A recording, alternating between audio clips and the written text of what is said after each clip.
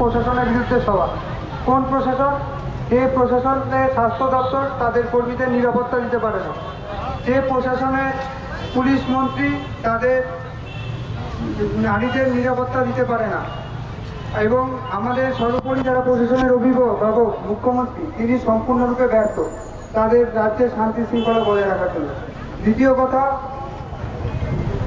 এই যে তিলোত্তমার জন্য আজকে গোটা রাজ্য দেশ তার পাশাপাশি দেশের বাইরেও সমস্ত জায়গায় উত্তাল হয়েছে।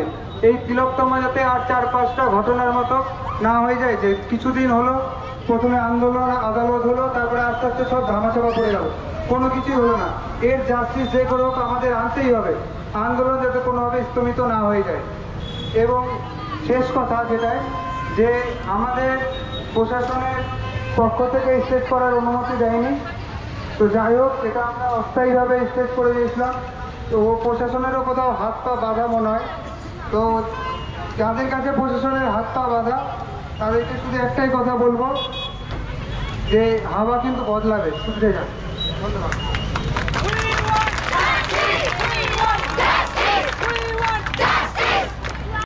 তার রেশ কিছুমাত্র কমেনি।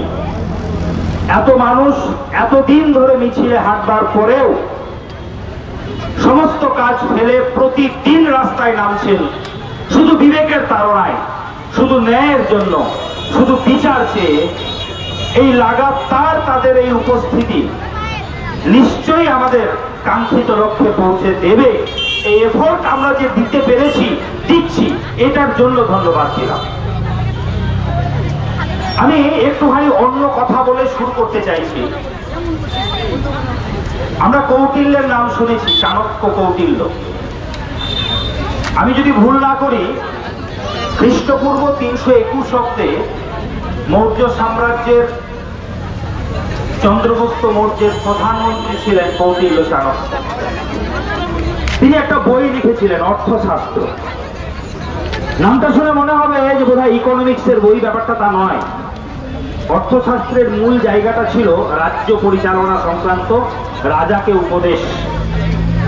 6000 শ্লোকের এই বইটাতে মূলত রাজ্য পরিচালনার কৌশল লিখিত আছে। তার মধ্যে একটা শ্লোকের মধ্যে আমরা 4টে শব্দ পাই, সাম, দান, দণ্ড, ভেদ। রাজার রাজ্য পরিচালনার 4টে মূল কৌশল, এই সাম, দান, দণ্ড, ভেদ। ছন্দের সুবিধার জন্য সাম, দান, দণ্ড, ভেদ পরপর বলা হয়, কিন্তু সিকোয়েন্সটাকে আমি এলোমেলো করে একটু কথা বলবো। এগুলো প্রত্যেকটা সংস্কৃত শব্দ, কিন্তু সাম এটা নিয়ে প্রথমে বলি, কারণ আছে বলা। আমি লাস্টে গিয়ে রিলেট করব। আমি এখানে ক্লাস নিতে বসিনি, মাস্টারমশাই বলে। সাম কথাটা মূলত গণতন্ত্রকে ইঙ্গিত করে। অর্থাৎ রাজা প্রথমে কোনো একটা অরাজক পরিস্থিতি তৈরি হলে তার সমস্ত প্রজা কিংবা মন্ত্রী পরিষদকে নিয়ে আলোচনায় বসলেন। আলোচনায় বসে আলাপ আলোচনার মাধ্যমে, মত বিনিময়ের মাধ্যমে বিষয়টার সমস্যার সমাধান করবেন। এটাই সাম।